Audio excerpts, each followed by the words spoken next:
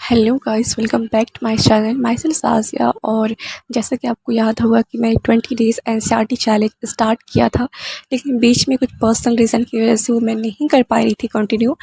But अब मैं regular proper तरीके से चलेगा। आप सबका प्यार और सपोर्ट ही मुझे मोटिवेट करता है। सो प्लीज़, आज है day 3 of my 20 days NCERT challenge और आज का टॉपिक था क्लास 6 की geography, chapter 2, global latitude and longitude. इस चैप्टर में मैंने जाना कि ग्लोब असल में अर्थ का एक छोटा मॉडल होता है। लैटिट्यूड और लॉन्गिट्यूड क्या होते हैं और कैसे हम किसी भी जगह से एग्जैक्ट लोकेशन पता कर सकते हैं। फॉर एग्ज़ाम्पल, इक्वेटर को 0 डिग्री लैटिट्यूड कहा जाता है और ये अर्थ को दो हिस्सों में डिवाइड करता है, नॉर्थन और साउथर्न हेमिस्फीयर। उसकी बात हो जाए प्राइम मेरिडियन 0 लॉन्गिट्यूड होता है जो ग्रीनविच लंदन से गुजरता है। मैंने साथ में ग्लोब और मैप में डिफरेंस एक टेबल पे लिखे, इससे कॉन्सेप्ट और भी क्लियर हो जाता है। एंड आप लोग भी ना ऐसे ही कर सकते हैं। जब आप एनसीईआरटी पढ़े तो जो भी आपको इम्पोर्टेंट पॉइंट लगता है प्रीलिम्स के पॉइंट ऑफ व्यू से, तो आप एक छोटी सी डायरी में उसे नोट डाउन करते ही चलेगा, क्योंकि प्रीलिम्स में बहुत सारे क्वेश्चन एनसीईआरटी से ही डायरेक्ट बन जाते हैं। एंड कोई ऐसे क्वेश्चन भी होते हैं जैसे हम जब भी आप एनसीईआरटीज़ पढ़ें नोट्स ज़रूर बनाएं। लेकिन अब ये बिल्कुल नहीं कहूँगी कि आप फर्स्ट रीड कर रहे हैं नोट्स बनाएं, नहीं। आप फर्स्ट सेकेंड बार जब पढ़ें तो थर्ड टाइम में आप नोट्स बनाएं। उससे आपको बहुत हेल्प होगी। उससे आपको ये पता चलेगा कि इम्पोर्टेंट क्या है।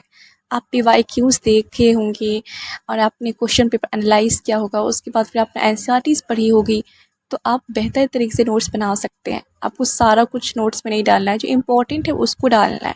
और नोट्स बनाना ज़रूरी इसलिए है क्योंकि नोट्स वही चीज़ है जो रिवीजन टाइम पे आपको काम आती है। फिर मैंने पढ़ा अपना हिंदी लिटरेचर ऑप्शनल। मैं इसे 2 आवर्स देती हूँ डेली। एंड क्योंकि आपको ऑप्शनल, आपका कोई भी ऑप्शनल हो, आपको इतना टाइम तो आपको देना ही होगा, चाहे आप क्लास कर रहे हो या फिर आप सेल्फ पढ़ रहे हो, तो आपको 2-3 आवर्स तो आपको देना ही होता है।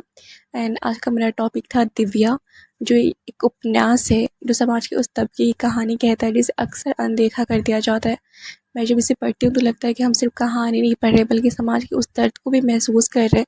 तो शायद शब्दों से आगे की चीज़ है। एंड आपका कौन सा ऑप्शनल है, आप लोग कमेंट करके ज़रूर बताइएगा। एंड मुझे लगता है कि जो हिंदी मीडियम से है उसके लिए हिंदी लिटरेचर ऑप्शनल बेस्ट है, लेकिन आप अपने अकॉर्डिंग भी अपना ऑप्शनल पढ़ सकते हैं। लेकिन हिंदी लिटरेचर ऑप्शनल में मुझे एक चीज़ अच्छा लगता है कि इसमें आपको ना अलग से करंट अफेयर्स पढ़ना पड़ता है, ना कुछ जो स्लिम।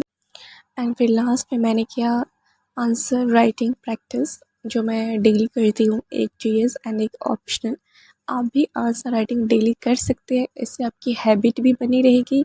एंड मतलब जब एग्ज़ाम टाइम आएगा तो आपको मतलब लिखते लिखते एक हैबिट हो जानी चाहिए। और ज़रूरी नहीं है कि आप शुरुआत में लिखें तो आपका एक अच्छा आंसर हो, ऐसा कुछ नहीं होता। जब आप धीरे धीरे लिखना प्रैक्टिस करेंगे तो आप बेहतर हो जाएगा। एंड ये मेरा फाइनल आंसर था। आप लोग ज़रूर बताना कि मैं आंसर कैसा लिखती हूँ। सो मिलते नेक्स्ट वीडियो में।